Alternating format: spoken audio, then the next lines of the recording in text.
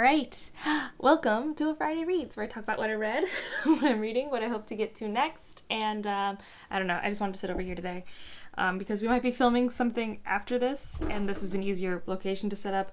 Now, I attracted the Donna by playing with a toy that you're probably hearing right now, so that's on me. So, I have removed the toy because she was just getting started and then proceeded to try and eat cord, so we're doing great. We're doing great. But let's talk about what I've read, what I'm reading, what I hope to get to next. We just had the Goodreads awards drop, so that's pretty much determining my life for the next couple weeks. We'll see what happens. But I have finished 2 things, and I'm like 70% of the way through a thing and like 50% of the way through something else. Yeah, so I've had some good reading, and it's mostly high quality, which I think is good because I think a lot of my Goodreads reading is going to be very average quality, unfortunately.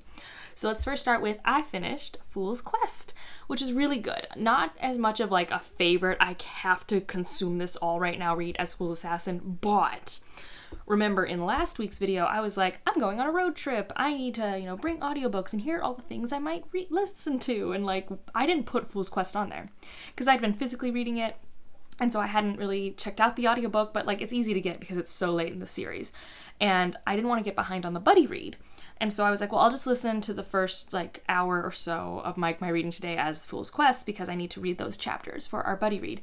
And then proceeded to finish the book. So I still felt very compelled to read it. I normally cannot stick to one book or one thing on this 10-hour drive. I usually need to vary it up. So the fact that like 8 of my 10 hours were spent finishing this book, it was very engaging. It's definitely still not my favorite thing because it's that thing Hobb does where she's setting stuff up and there is some payoff, but I don't know, it's very much her style of setting up a narrative structure, and it is such a cliffhanger. Like, I thought the first book was a cliffhanger. This one, interestingly, I think is more, it's a more aggressive cliffhanger, but it's not as stressful for me as the first book's cliffhanger. But still, the book just ended. It's one of those things where it's like, well, you just chose to stop here, right? You just chose to stop. So that's what happened. It's good. I enjoyed some things that were done with characters. I enjoyed starting to be more invested in characters that I had not been invested in before. It was a time. And then when I got home, I needed something to read that was engaging because,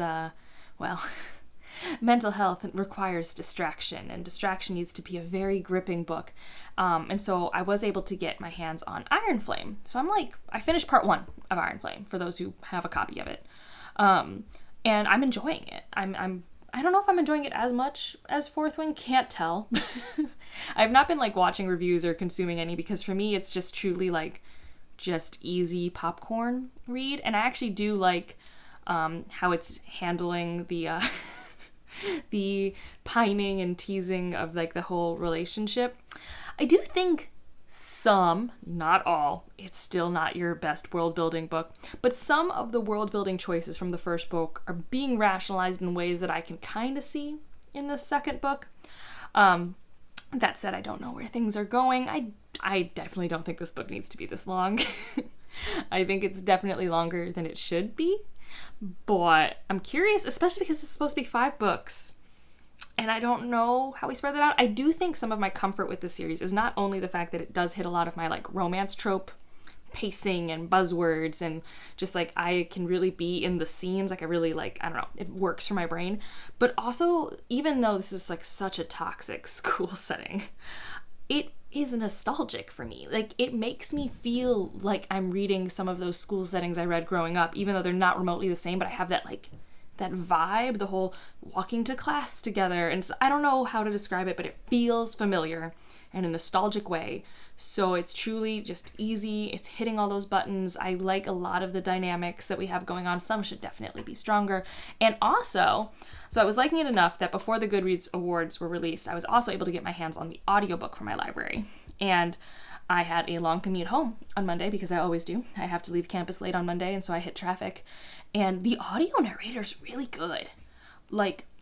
Her ability to bring the tension to the scene, speeding up and slowing down her voice when it makes sense, I really like it. So I'm still mostly physically reading it, but that's rare for me to this type of read, also enjoying the audiobook.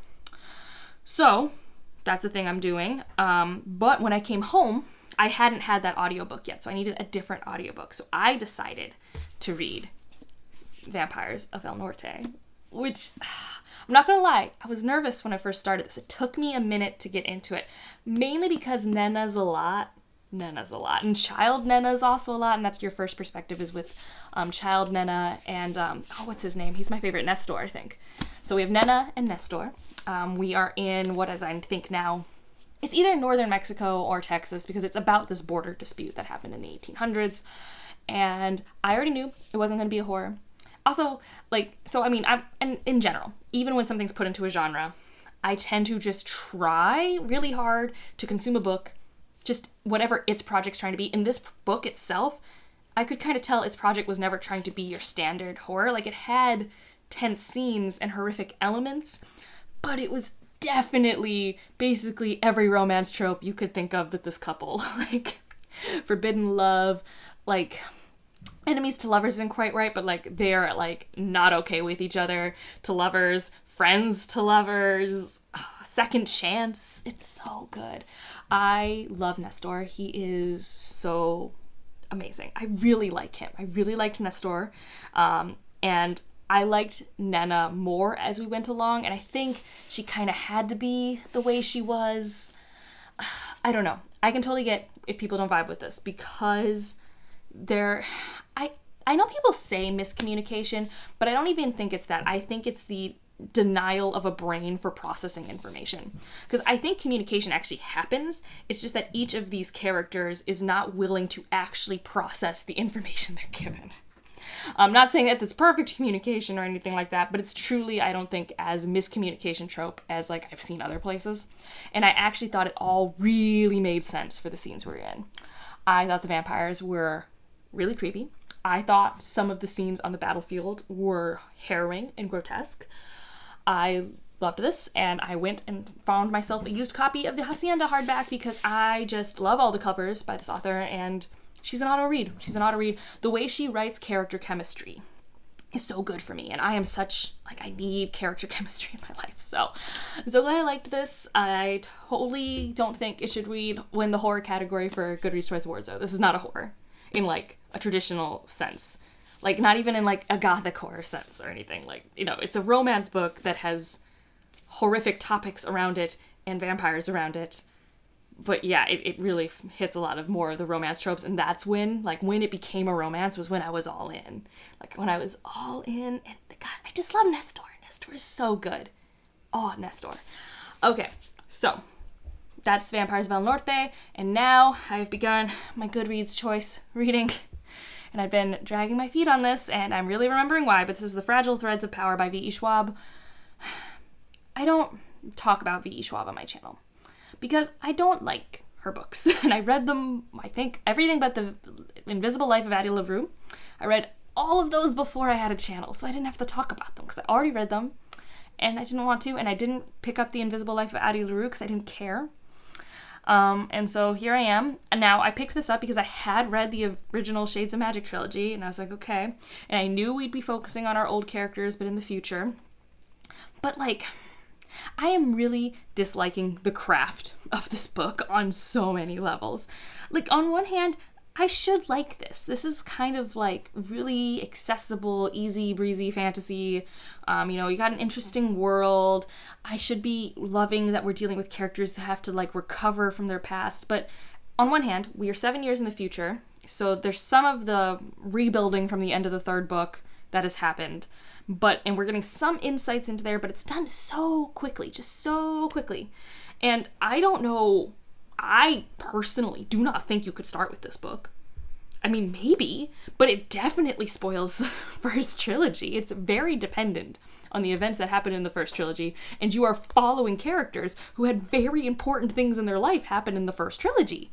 And it's, yes, you are given some context here, but I don't know. I disagree, and I know the author wants it to be that way, but I just don't think that would do a reader like the best.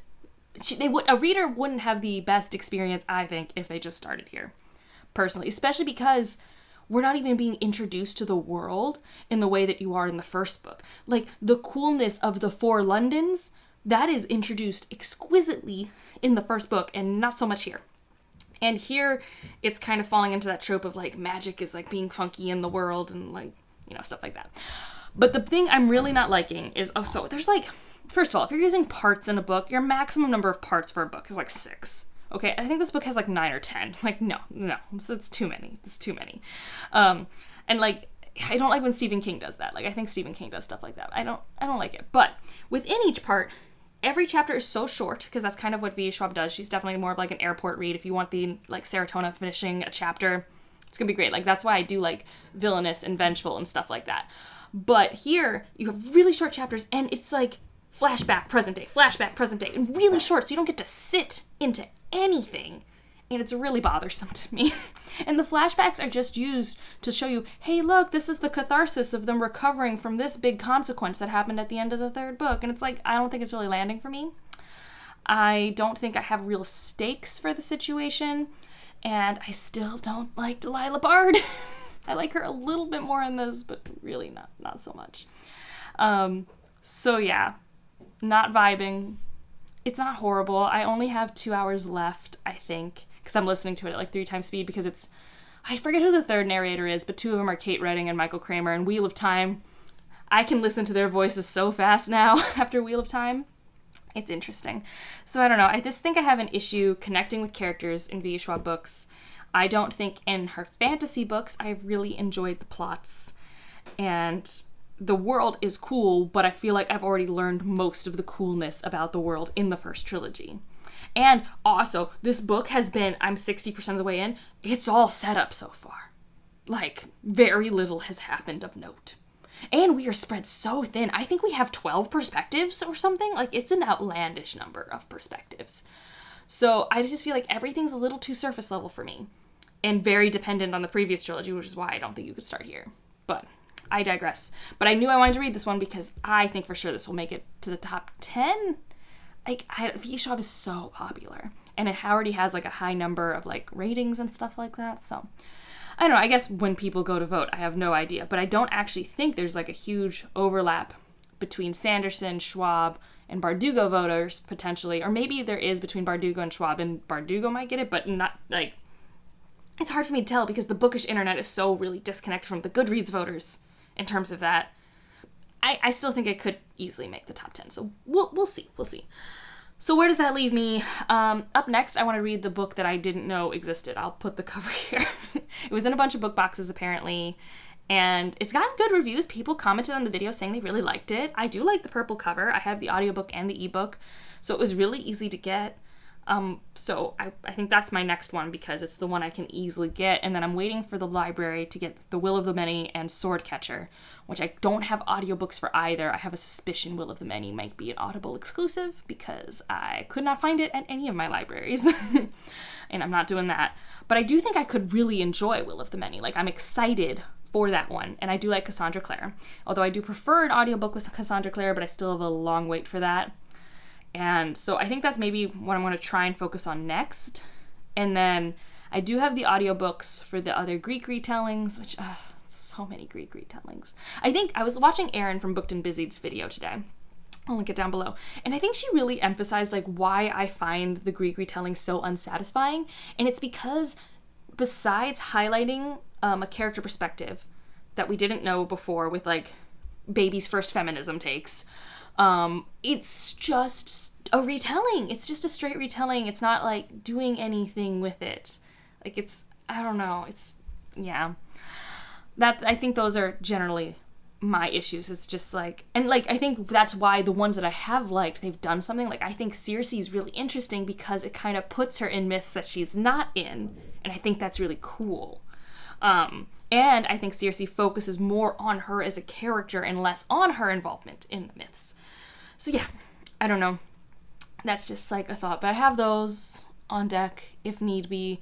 But I really do need to figure out how to get the Alex E. Harrow book because I think that'll make it for sure to the next round. And then there's the Adrian Young book I need to figure out how to get my hands on. In worst case, I can buy them from my bookstore with my gift cards, but I'd rather not because I don't think either of those would be favorites.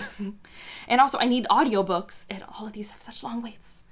Like, I'm excited about the romantasy section because it took books off my TBR, but also I wasn't necessarily prepared in terms of holds that I've put in for the stuff that did make it, and I just truly forgot about the Alexi Hero. That was my bad. Anyways, that is my Friday reads, my tentative plans for everything.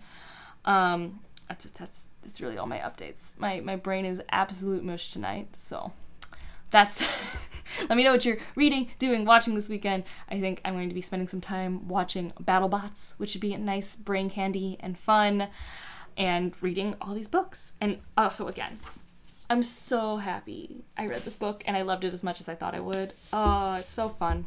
Like, I don't think it's a 5-star, but like, I smile a lot when I think about it. So maybe that is a 5-star. Is that a 5-star? I do not know.